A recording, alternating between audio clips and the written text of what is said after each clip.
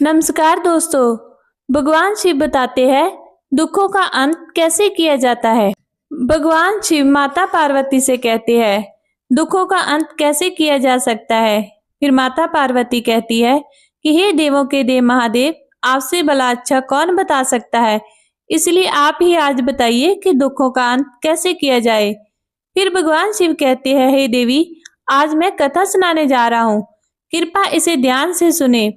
दोस्तों, अगर आप भी ये कहानी सुन रहे हैं तो कृपया पूरा सुनिए, क्योंकि इस पवित्र कथा को पूरा सुनने से मन चाहे फल की प्राप्ति होगी। इसलिए इस कथा को पूरा सुने। एक बार संध्या के समय वीरपुर के राजा चंद्रभानु सिंह जंगल में शिकार खेलकर अपने राज्य को वापस लौट रहे थे कि तभी रास्ते में उन्होंने देखा एक बालक जलती हुई चिता के पास खड़ा था। बालक को देखकर राजा अपने घोड़े से उतरे और बालक के नजदीक जाने लगे। जब राजा उस बालक के नजदीक पहुंचे तो बालक कह रहा था, माँ, मैं तुम्हारी सुगंध खाकर कहता हूँ, एक दिन बहुत बड़ा आदमी बनकर तुम्हारे सपनों को पूरा करूंगा। राजा उसके बिल्कुल नजदीक पहुंच गए और पूछा, बेटा तुम कौन हो? बालक कुछ घबरा गया। राजा बोले, आप डरो नहीं, मैं वीरपुर का राजा हूँ। अभी तुम अपनी माँ की सौगंध खा रहे थे। क्या मैं जान सकता हूँ कि सुनसान जंगल में तुम अपनी माँ की चिता के पास अकेले क्यों हो? तुम्हारे बाकी संबंधी और रिश्तेदार कहाँ है? बालक बोला, महाराज, मेरी माँ और मैं इस जंगल में अकेले ही रहते थे, लेकिन मेरी माँ ने मरते समय मुझे बताया कि मेरे दादा अलीगढ़ के धनी सेठ क्रोड़ीमल थे। मेरी माँ और पिताजी का प्रेम विवाह हुआ था, जो कि मेरी माँ एक बहुत गरीब परिवार से थी, इसलिए मेरे दादाजी उन्हें पसंद नहीं करते थे। विवाह के कुछ दिनों बाद ही बगीचे में घूमते हुए मेरे पिताजी को सांप ने काट लिया और उनकी मृत्यु हो गई। इस पर मेरे दादा दादी ने मेरी माँ को अपशगनी और मनूस ये सब कहते हुए उनके आने से मेरे पिता की मृत्यु हो गई है। उन्होंने मेरी माँ को घर से निकाल दिया जब वो गर्भवती थी। उस समय वो जंगल में आई और जहाँ एक झोपड़ी बनाकर रहने लगी, जहीं मेरा जन्म भी हुआ। मेरी माँ ने मरते समय मुझसे कहा था कि मैं किसी तरह से गरीबों के जीवन से बाहर निकलूं और धनवान बनूं, जोगे बनूं। महाराज, ये शब्द कहते ही मेरी माँ के प्राण निकल गए। मेरी माँ के जीवित रहते हुए मैं उनसे बड़ा आदमी बनने का वादा नहीं कर पाया था, इसलिए उनकी चिता के समीप खड़ा होकर बड़ा आदमी बनने का माँ की आत्मा से वादा कर रहा हूँ। महाराज, ओ बेटा, बड़ी ही दुख भरी कहानी है तुम्हारी। इस वन में रहकर तुम बड़े आदमी कैसे बन सकते हो? अच्छा ये बताओ, हमारे साथ हमारे राज्य में चलना चाहोगे? आपके साथ महाराज? महाराज बोले, हम तुम्हें पढ़ा लिखाकर बड़ा आदमी बनने में तुम्हारी मदद करेंगे। इस बात का हम तुमसे वादा करते हैं। बालक बोला, ओ महाराज, तब तो मैं आपके साथ खुशी खुशी चलने को तैयार हूँ। और फिर वो राजा के साथ उनके राजमहल की ओर चल दिया। राजमहल में पहुंचने पर रानी ने पूछा, महाराज ये कौन है? महारानी, इसका नाम कालू है। आज से ये हमारे महल में रहकर शिक्षा ग्रहण करेंगे। रानी मन में सोचने लगी, महाराज बिना ना जाने कैसे कैसे नमूने उठाकर महल में ले आते हैं। इन्हें कौन समझाए कि महल है, कोई अनाथालय नहीं। महारानी अपनी सोच में पड़ गई। कुछ नहीं महाराज, आप आपात कीजिए। महारानी, आज से कालू तुम्हारी छत्र छाया में पड़ेगा। राजकुमार और राजकुमारी की तरह ही आप तुम्हें इसका भी ध्यान रखना पड़ेगा। ठीक है महाराज। उस रात कालू सोचने लगा कि उसकी कितनी अच्छी किस्मत है कि वो राजमहल में पहुंच गया। दूसरी तरफ महारानी सोच रही थी कि कालू को महल से निकालने के लिए मुझे कल कुछ करना ही होगा। अगले दिन राजकुमार, राजकुमारी और कालू को भोजन परोसा गया। उस दिन राजकुमार और राजकुमारी को सोने की थाली में खाना दिया गया, जबकि कालू को पत्ते पर भोजन परोसा गया। इससे कालू नाराज हो गया और कहा कि वो पत्ते पर खाना नहीं खाएगा। रानी ने पूछा कि क्या वो पत्तल पर भोजन नहीं कर सकता? कालू ने जवाब दिया कि वो खा सकता है, लेकिन उसे ये भेदभाव पसंद नहीं आया, क्योंकि अन्य लोगों को सोने की थाली में खाना परोसा गया है। रानी ने तब कहा कि अगर उसे राजे महाराजों की तरह खाना चाहता है तो खाए, वरना ना खाए। कालू ने कहा कि वो तब तक नहीं खाएगा जब तक कि उसे सम्मान के साथ सोने की थाली में भोजन नहीं परोसा जाता। इससे नाराज होकर कालू महल से चला गया और उसी जंगल की ओर लौट गया जहां से वो आया था।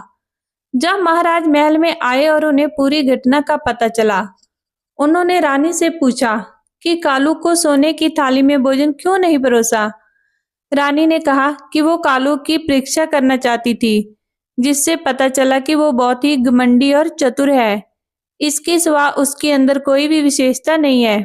वो अपने जीवन में कुछ भी नहीं कर पाएगा। महारानी, बेशक उसे पत्ते पर भोजन परोसकर तुम उसकी परीक्षा लेना चाहती थी, परंतु तुमने ये ठीक नहीं किया। वो अभी बालक है, उसे अपमान महसूस हुआ होगा, कहीं वो महल से चला न जाए। रानी बोली, महाराज, महल का सुख वैभव छोड़कर वो कैसे जा सकता है भला। राजा तुरंत कालू को महल में ढूंढने लगे, परंतु वो उन्हें महल में नहीं मिला। कालू अवश्य ही जंगल में अपनी झोंपड़ी में चला गया होगा। मुझे तुरंत वहां जाकर उस बेसहारा बालक को वापस महल में लेकर आना चाहिए। राजा अपने घोड़े पर सवार होकर जंगल की तरफ निकल गए।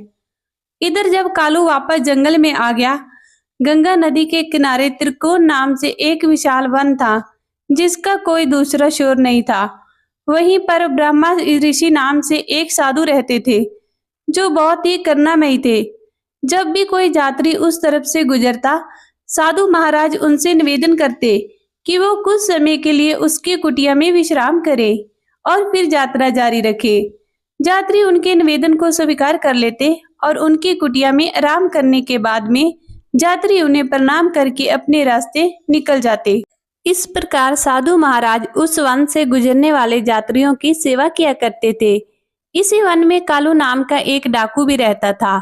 लूटपाट करना उसका पेशा था और जो भी यात्री उसे पैसा देने में हिचकिचाता था, उसे कालू बिना झिझक के मार डालता था। इसी भय से लोग उस जंगल से गुजरने के लिए 100 बार सोचते थे, और अगर कोई बहादुरी से उस जंगल में प्रवेश करता भी तो डाकू कालू उसे लूट लेता। इस तरह डाकू कालू का खौफ आसपास के सभी गांवों में फैल गया था। एक दिन गांव के कुछ लोग एकत्र हुए और उन्होंने डाकू कालू से मुक्ति पाने की योजना बनाई। एक व्यक्ति ने कहा, कालू डाकू का आतंक दिन प्रतिदिन बढ़ता जा रहा है, हमें इससे कैसे निपटना चाहिए। एक ने कहा, भाइयों, संगठन में बहुत ही शक्ति होती है, यदि हम सब मिलकर उस पर दावा बोल दें तो कैसा रहेगा। इससे तो हम सहज ही उसे अपने कब्जे में ले लेंगे, तब हम उसकी गर्दन काटकर उसे मार देंगे।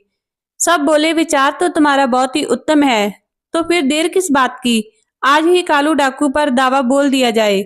उसी समय सभी लोग अस्त्र शस्त्र लैस होकर चित्रकूट जंगल की ओर चल पड़े। वन में पहुंचकर वो डाकू कालू को ललकारने लगे, कहाँ छुपा हुआ है डाकू कालू, बाहर निकल, देख आज हमें तू लूट नहीं पाएगा, तेरी मौत बनकर आए हैं, आज हम सबसे तू बच नहीं पाएगा। शिकार के फेर में झाड़ियों में छुपे डाकू कालू ने जब देखा कि बहुत से लोग उसके खिलाफ बोल रहे हैं, तो वो अचानक चौंक गया। उसने सोचा कि अगर आज वो इस भीड़ के हाथ लग गया तो उसका बचना मुश्किल है, जबकि वे लगातार उसे चुनौती दे रहे थे। डाकू कालू ने सोचा कि जहां तुम मुझे जे जरूर पकड़ लेंगे, मुझे कहीं और छिपना होगा ताकि मैं अपनी जान बचा सकूं। ये सोचकर वो वहां से उठा और चुपचाप वहां से निकल भागा। जल्दी ही उसे साधु की कुटिया दिखाई दी। उसने सोचा कि मुझे इस कुटिया में शरण लेनी चाहिए। वो कुटिया के समीप पहुंचा तो वो बहुत ही हाँफ रहा था। साधु ने उसे देखा और कहा, कौन हो तुम, इस तरह से हाँफ क्यों रहे हो, और इस वीरान जंगल में तुम अकेले क्या कर रहे हो। कौन हो तुम, क्या घर से भाग कर आए हो। नहीं साधु, ऐसी कोई बात नहीं है। तब कालू ने अपनी राम कहानी सुनाई। तब साधु ने कहा, ओ तो तुम बड़ा आदमी बनना चाहते हो। हाँ, पर समझ नहीं पा रहा कि मैं बड़ा आदमी कैसे बनूंगा। साधु बोले, बेटा तुम जहाँ पर रहकर बड़ा आदमी कैसे बन सकते हो। बड़ा आदमी बनने के लिए बुद्धि की आवश्यकता होती है, पर बुद्धि विद्या ग्रहण करने से आती है। कालू बोला, परंतु महाराज मैं विद्या कैसे प्राप्त करूं, मेरे पास तो शिक्षा हेतु कोई धन ही नहीं है, मुझे कौन पढ़ाएगा। साधु वर ने कहा, बेटा यदि तुम सच्चे दिल से शिक्षा प्राप्त करना चाहते हो तो मेरे आश्रम में रहकर तुम विद्या प्राप्त कर सकते हो।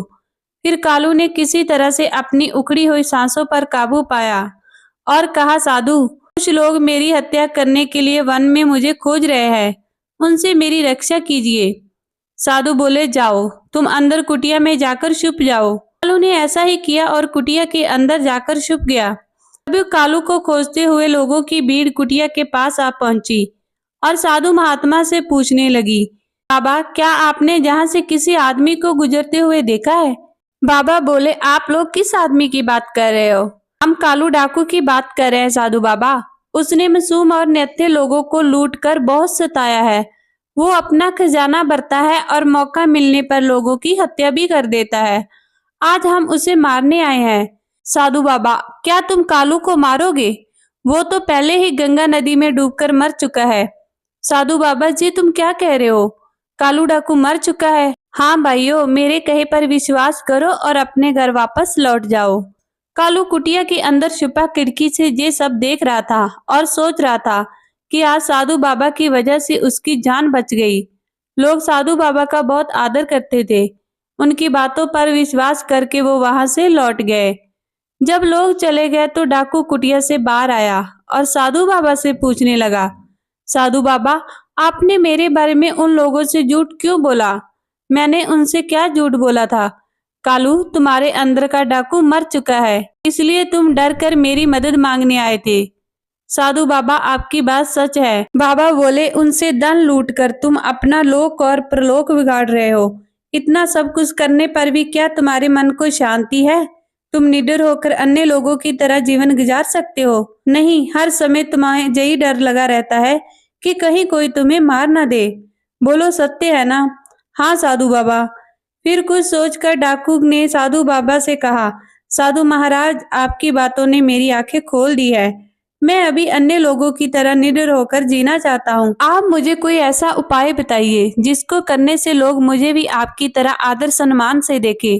वचन देता हूँ कि आप मुझसे जो भी काम करने को कहोगे मैं उसे करूँगा। ऐसा है तो आओ मेरे पीछे। तब साधु बाबा एक पर्वत की ओर चल दिए और कालू उनके पीछे पीछे था।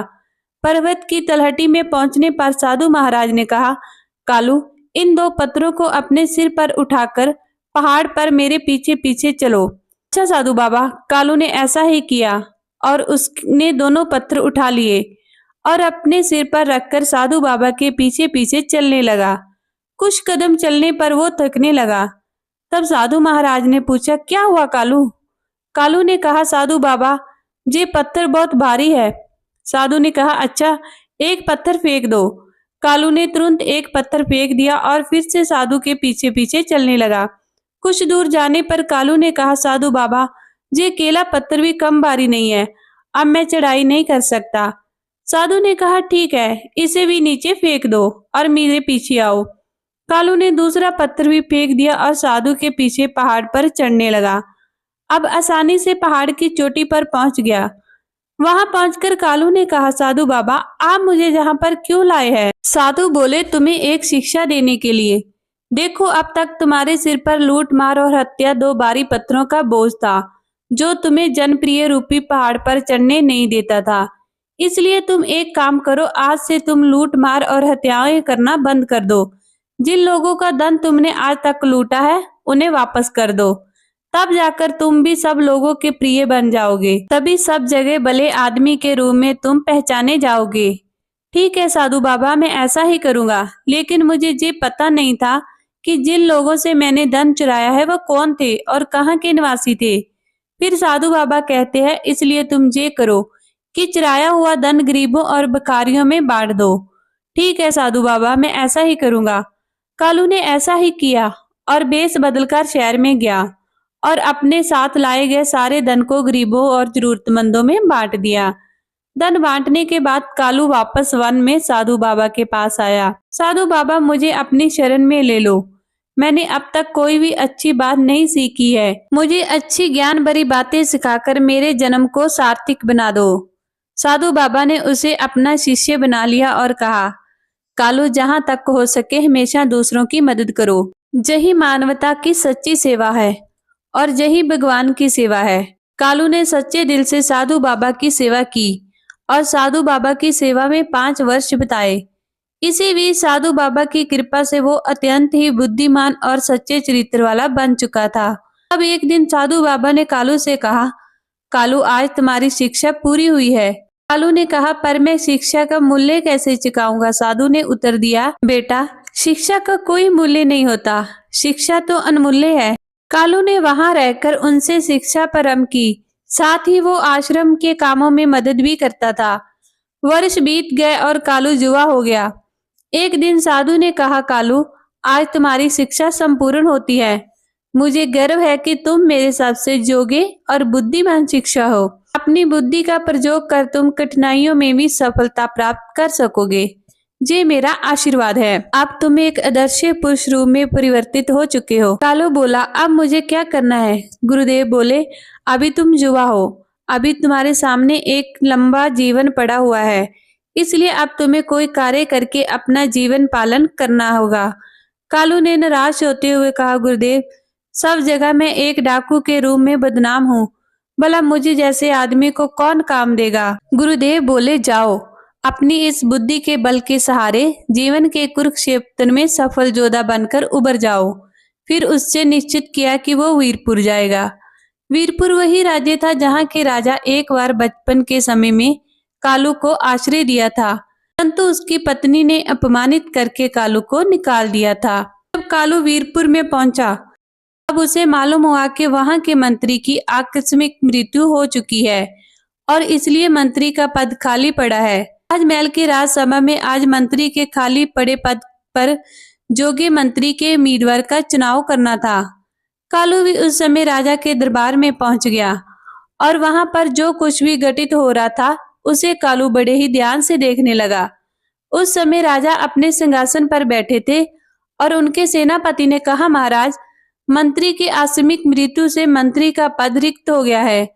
ये पद ज्यादा दिनों तक खाली नहीं रखना चाहिए। राजा बोले, सेनापति जी, आप बिल्कुल ठीक कह रहे हैं। आज तक जो परंपरा चली आ रही है उसी के अनुसार मंत्री के पुत्र सारन को मंत्री का पद सौंपा जाएगा।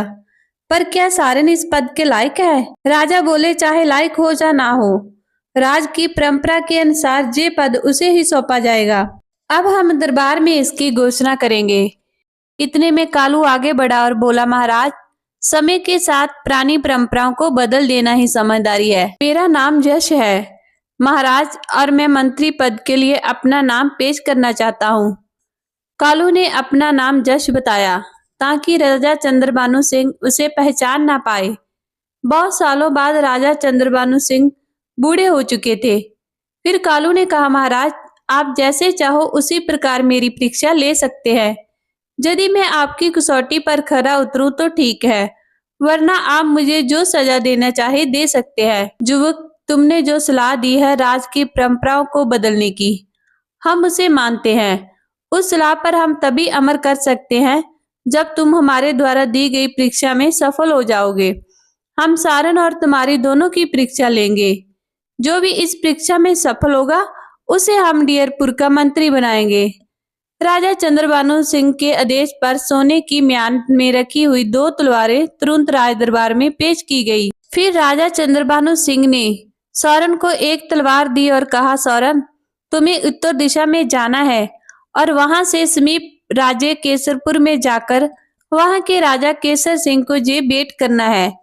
उसके महाराज ने एक सोने की तलवार यश को दी। कहा, यश, तुम्हें पश्चिम दिशा की सीमावर्ती राज्य विशालपुर में जाकर राजा विशाल तक जे भेंट पहचानी है। दोनों उसी समय तलवारें लेकर अपनी अपनी दिशाओं की ओर चल दिए। जब सारन उत्तर दिशा में स्थित केसरपुर राजा के दरबार में पहुंचा, तब उसने वहां के राजा से कहा, राजन, मैं वीरपुर के राजा चंद्रभानु सिंह के द्वारा भेजा गया राजदूत हूँ।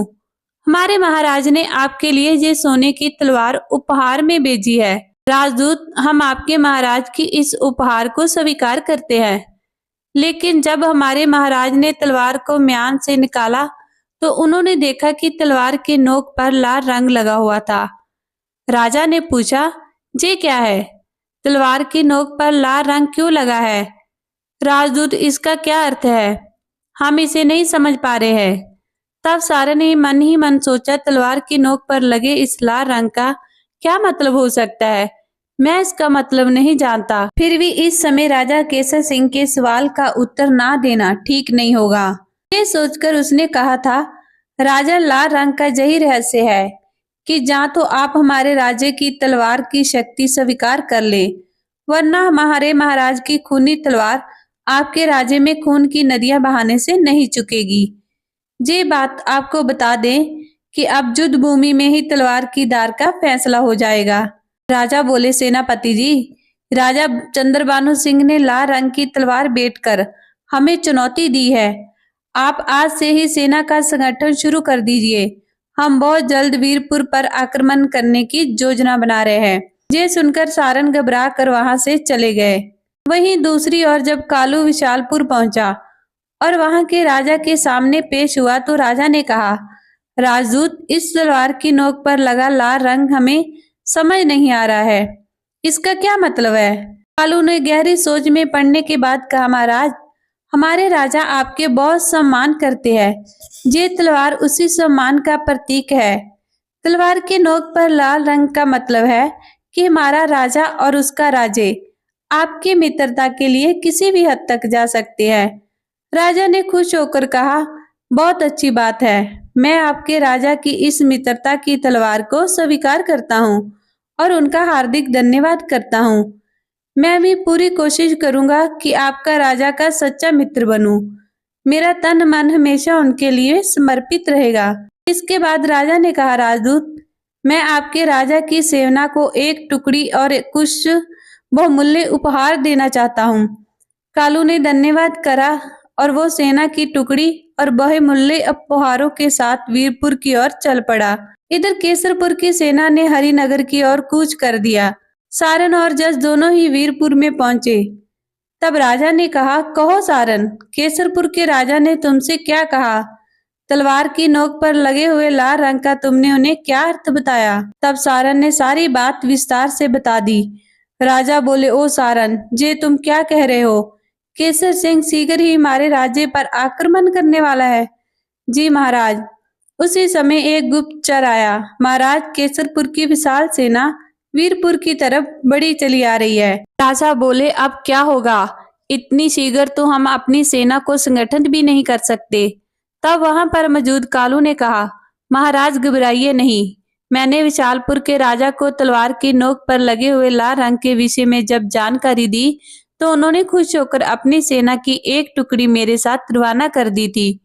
वो टुकड़ी अभी भी महल के बाहर खड़ी है। महाराज, चिंता करने से कुछ नहीं होगा।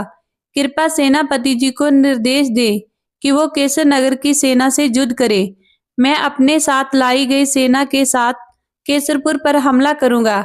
इस दोहरे हमले से केसरपुर की सेना का सामना नहीं कर पाएगी और इस परिस्थिति में विजय हमारी होगी।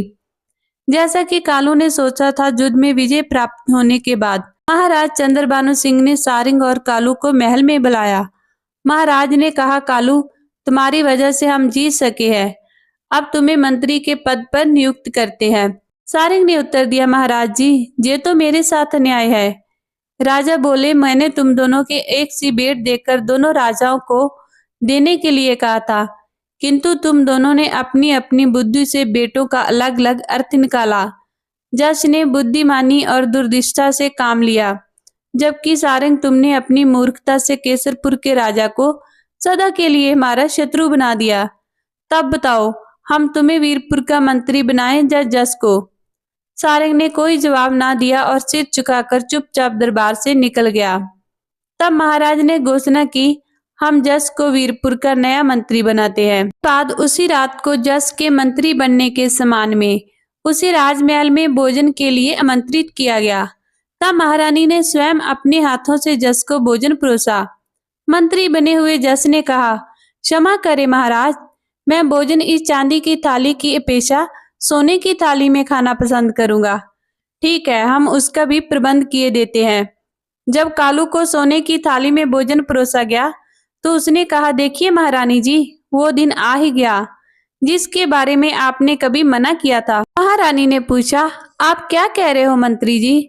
मंत्री ने उत्तर दिया, महारानी जी, याद कीजिए कि आज से 15 वर्ष पहले आपने कालू नामक बालक को पत्ते पर भोजन परोसा था। महारानी बोली, अरे हाँ, याद आया। उस दृढ़ बालक ने तब उस भोजन को खाने से मना कर दिया था और कहा था कि वो तभी इस महल में भोजन करेगा जब सोने की थाली में भोजन परोसा जाएगा। महारानी ने पूछा, लेकिन आपको ये बातें कैसे पता है? कालू ने उत्तर दिया, मैं वही बालक हूँ महारानी जी। तब राजा चंद्रभानु सिंह ने महारानी से कहा, देखा महारानी जी, जिस बालक को आपने अहंकारी समझा था वो आज राज्य का मंत्री है। मंत्री ने कहा, राजा जी, यदि महारानी जी ने मुझे उस समय तिरस्कृत नहीं किया होता तो शायद मेरे मन में ऊंचाइयों को छूने की इच्छा नहीं जगती। मैं तो महारानी जी का एहसान मंद हूँ। महारानी बोली, ये तो आपकी निम्रता है। इस तरह से मंत्री ने कुशलता पूर्वक मंत्री का पद संभाला। फिर एक दिन राजा चंद्रभानु सिंह ने कालू को एक पत्र दिया और कहा, तुम उदयपुर जाओ और वहां से राज्य में चोरी चपाटी काफी बढ़ गई है। कृपया तुम जाकर अपने विवेक से उस राज्य को चोरों से मुक्त कराएं, क्योंकि वहां के राज्य ने मुझे पत्र लिखकर भेजा है सहायता के लिए। फिर कालू ने उदयपुर की दिशा की ओर चल पड़ा और एक दिन और एक रात चलकर वहां पहुंच गया। महाराजा शशिकांत सिंह के पास पहुंचा और बोला, राजा चंद्रभानु सिंह ने आपके नाम एक पत्र भेजा है। राजा ने पूछा, ओ राजा, चंद्रभानु सिंह जी ने मदद के लिए तुम्हें भेज दिया है? कालू से पत्र लेकर वो पत्र पढ़ा जिसमें लिखा था, ये पत्र लेकर जो व्यक्ति आपके पास आ रहा है वो 5 वर्ष से मेरे पास मंत्री के पद पर है। मेरे साथ 5 वर्ष बिताने के बाद अब उसका मन पूरी तरह से साफ हो गया है और मेरी शिक्षा से उसकी बुद्धि तीव्र हो गई है। इसलिए मैं चाहता हूँ कि आप इसे अपना विशेष सलाहकार नियुक्त कर ले। आपका अतिथि राजा चंद्रभानु सिंह। पत्र पढ़ने के बाद राजा सोचने लगे, ये आदमी एक समय खूंखार डाकू था और फिर एक राज्य में मंत्री रहा है। क्या इसे विशेष सलाहकार जैसे महत्वपूर्ण पद पर नियुक्त करना ठीक रहेगा? तो तभी उसके दिमाग में दूसरा विचार आया, पूरे में चाहे जो आदमी कुछ भी रहा हो, परंतु जब राजा चंद्रभानु सिंह जैसे अनुभवी राजा ने बताया है तो निश्चित ही उपयोगी होगा। मन के विचार आते ही उन्होंने कालू से कहा, तुम्हारा क्या नाम है? जी महाराज, मेरा नाम कालू है। कालू, आज से हम तुम्हें अपना विशेष सलाहकार नियुक्त करते हैं। ओ महाराज, तब तो मैं बहुत ही सौभाग्यशाली हूँ। राजा शशिकांत सिंह कालू के साथ राज दरबार में पहुंचे और उनसे कहा, कालू, आज से तुम यहीं पर बैठा करोगे। जी महाराज। कालू ने अभी अपना स्थान ग्रहण किया था कि कुछ लोग अपनी शिकायत लेकर दरबार में आए। उनमें 3 पुरुष और एक वृद्ध महिला थी। एक पुरुष ने आगे बढ़कर महाराज से कहा, महाराज, इस बुढ़िया महिला ने हमारा सारा धन हड़प लिया है। कृपया न्याय करे और हमें हमारा धन वापस दिलवाएं। महाराज ने कहा, पहले हमें सभी विवरण बताओ, तब हम कोई निर्णय ले पाएंगे। इस पर वृद्ध महिला ने आगे बढ़कर कहा, महाराज जी, तीनों झूठ बोल रहे हैं। मैं शुरू से आपको सारी बात बताऊंगी। और उसने अपनी कहानी सुनाना शुरू किया। महाराज, ये 4 व्यापारी आपके राज्य में व्यापार करने आए थे और जहां उन्होंने भारी मुनाफा कमाया, जिससे उनके पास काफी धन इकट्ठा हो गया। फिर बुढ़िया ने कहानी सुनाते हुए बताया कि एक दिन 4 लोग अपना संपूर्ण धन लेकर उसके पास आए। उन्होंने कहा, बूढ़ी माँ, हम इस राज्य में नए हैं और हमारे पास काफी धन है, कृपया हमारे धन की रक्षा करें। बुढ़िया ने पूछा, मैं रक्षा कैसे करूं? इन्होंने कहा कि हम तुम्हारे घर के आंगन में धन गाड़ देंगे और जिस दिन हम चारों एक साथ आकर अपना धन मांगे उसी दिन तुम हमें धन वापस कर देना। अगर हमसे कोई एक आकर धन मांगे तो उसे मत देना। ये तो बहुत सरल है, पर मेरे लिए क्या है? व्यापारियों ने कहा, बूढ़ी माँ, इसके बदले में हम तुम्हें भी धन देंगे। बुढ़िया ने तब कहा, तो मुझे तुम्हारी बात मंजूर है। उन्होंने घर में गद्दा खोदा, 2 बड़ी पोतलियां धन से भरी और उसे वहां रखकर मिट्टी से ढक दिया। फिर वो चारे बोले, बूढ़ी माँ, हम हर शाम को जहाँ भोजन करने आया करेंगे। बुढ़िया ने कहा, बड़े शौक से आओ बेटो। रोज शाम को जब भोजन करने आते तो बुढ़िया से पूछते, हमारा सारा धन सुरक्षित तो है ना? बुढ़िया ने जवाब दिया, हाँ बेटा, तुम्हारा सारा धन पूरी तरह सुरक्षित है। एक दिन जब उन 4 व्यापारियों ने खजाने की जगह को खोदा तो वहां पर धन अभी भी वैसा ही पड़ा था जैसे छोड़कर गए थे। अब उन्हें उस बुढ़िया की ईमानदारी पर कोई संदेह नहीं रहा। उसकी ईमानदारी से प्रसन्न होकर उन्होंने उसे 5 स्वर्ण मुद्राएं दी और कहा, बूढ़ी माँ, ये मुद्राएं रख लो, ये तुम्हें काम आएंगे। बुढ़िया बोली, जुग जुग जियो मेरे बेटो। लेकिन उन चारों में से एक के मन में लालच जाग उठा। उसने सोचा यदि वो बूढ़ी को धोखा देकर सारा धन हड़प ले तो उसकी जिंदगी बिना किसी मेहनत के आराम से गुजरेगी। एक दिन जब वो चारों व्यापारी घर के बाहर एक पेड़ के नीचे चौपट खेल रहे थे, तभी उनमें से एक ने दूसरे से कहा, तुम बूढ़ी माँ से जाकर कह दो कि माँ जल्दी से खाना बना दे, बहुत भूख लग रही है। ठीक है, मैं अभी जाता हूँ। और घर की ओर चल दिया। वो सोच रहा था कि ये सबसे अच्छा मौका है जब उसने साथी बाहर खेल रहे थे और वो अकेले धन को हड़प सकता है। घर के अंदर पहुंचकर उसने बूढ़ी माँ से कहा, बूढ़ी माँ, हमें इस वक्त सारे धन की आवश्यकता है। मेरे साथियों ने धन लाने के लिए मुझे भेजा है। सारे धन की एक साथ तुम लोगों को इस समय क्या आवश्यकता पड़ी? बूढ़ी माँ कहती है। वो बोला, मेरी बात पर तुम्हें यकीन नहीं हो रहा तो तुम बाहर जाकर मेरे साथियों से पूछ लो। तब बुढ़िया घर के दरवाजे पर आई और बाहर बैठकर चौपट खेल रहे व्यापारियों से बोली, तुमने जैन से जो कहा है क्या वो ठीक है? हाँ बूढ़ी माँ, ठीक है, परंतु जरा जल्दी कर दो।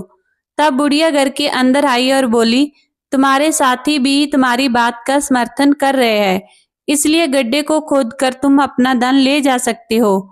अच्छा बूढ़ी माँ, वो व्यक्ति मन ही मन में सोच रहा था कि मेरी चाल कामयाब हो गई।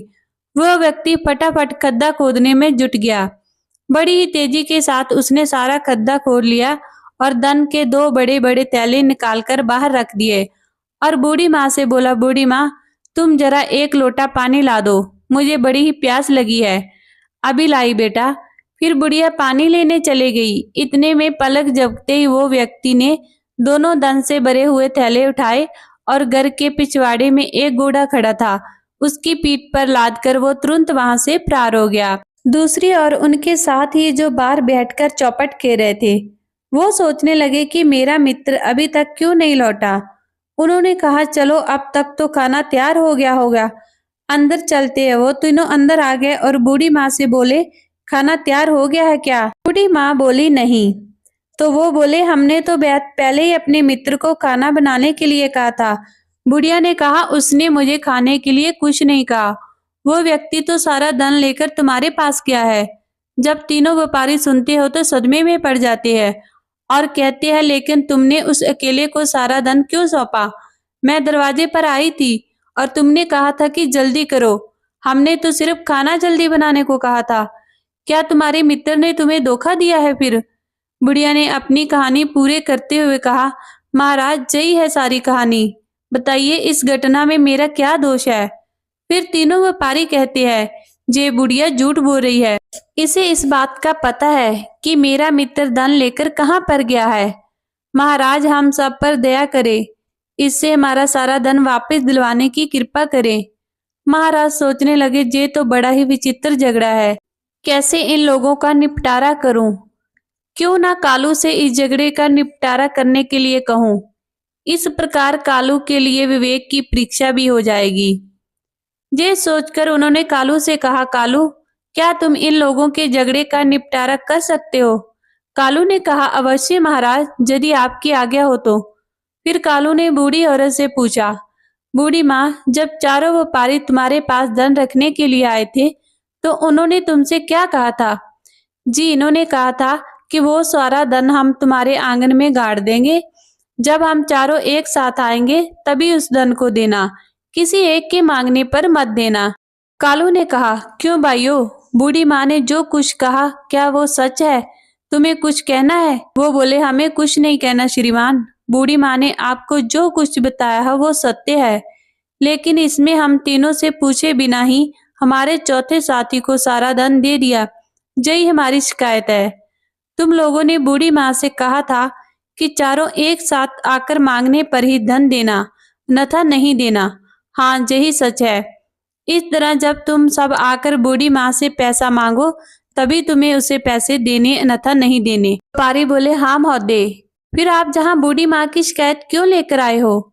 अपने चौथे साथी को साथ लेकर आओ और तभी सभी मिलकर उनसे पैसे मांगो। यदि उस समय बूढ़ी माँ पैसे नहीं लुटाती है तब उसे दोषी माना जाएगा। तीनों व्यापारी इस बात पर विचार करने लगे कि इस व्यक्ति ने बड़ी चालाकी से हमें हमारे शब्दों के जाल में फंसा दिया। तब बूढ़ी औरत ने कहा, बेटा, तुमने सही फैसला दिया है, तुम लंबी उम्र पाओ। जब व्यापारी सिर झुकाकर वहां से जाने लगे, तब कालू ने कहा, रुको, मुझे तुम तीनों पर शक हो रहा है। क्या कोई अपनी मेहनत से कमाई हुई धन राशि किसी अजनबी के घर में छिपाएगा? धन की सुरक्षा के और भी उपाय होते हैं। सच सच बताओ, तुम्हें वो धन कहाँ से मिला? महाराज, हमने व्यापार से धन कमाया है, यही सच है। वो बोले, सच बताओ, वरना मैं तुम्हारी खाल में घुसा भरा दूंगा। व्यापारी बोले, नहीं महाराज, हम सच कह रहे हैं। कालू ने फिर से कहा, जल्लादों को बुलाओ, वही इनसे सच उगलवाएंगे। व्यापारी बोले, नहीं नहीं, जल्लादों को मत बुलाओ, हम सच सच बताते हैं। तो बताओ सच क्या है? सच ये कि हम चारों साथियों का एक चोरों का गिरोह है, और जो धन हमारा चौथा साथी लेकर फरार है, वो धन भी चोरी का ही इकट्ठा किया है। महाराज ने कहा, ओ, तो तुम लोग चोर हो? जी महाराज। तुरंत आदेश दिया कि इन तीनों को कारगर में डाल दिया जाए और उस बूढ़ी औरत को पूरी इज्जत के साथ राजमहल से विदा कर दिया गया। महाराज ने कालू से कहा, कालू, तुम परीक्षा में खरे उतरे। तुम्हें हमने अपना से सलाहकार बनाकर उचित किया है। हमें इस फैसले पर सदैव गर्व रहेगा। उस दिन के बाद से राजा शशिकांत सिंह कालू से सलाह लेकर ही अपना हर कार्य करते थे। फिर कालू जो डाकू था, अब वो दुनिया का सबसे बुद्धिजीवी कहलाने लगा। इतना कहकर भगवान शिव अपनी कथा समाप्त करते हैं। जय भोलेनाथ की। दोस्तों, आज की वीडियो आपको कैसी लगी? वीडियो अच्छी लगी हो तो कृपया लाइक और शेयर कीजिए। चैनल पर नए हो तो चैनल को सब्सक्राइब जरूर कीजिए और कमेंट में हर हर महादेव जरूर लिखें। धन्यवाद।